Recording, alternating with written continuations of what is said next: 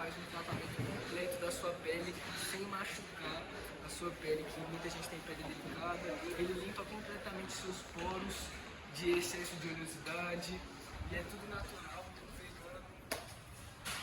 Uma opção vegana, não come carne. Então, a gente veio com essa opção aí de mercado muito mais barato, que a gente está conseguindo lidar melhor com o meio ambiente, né? Para limpar seus poros. E é um cuidado ali que você tem no seu dia a dia com você mesmo, né? Todo mundo se ama, todo mundo quer se preservar. Porque o nosso corpo não tem, você não acha? Então vamos fechar as outras. Pode Te ser. dou fechado. Te dou Fechado. 3 por 150. Pode ser. Demorou. Vou pegar ali rapidão.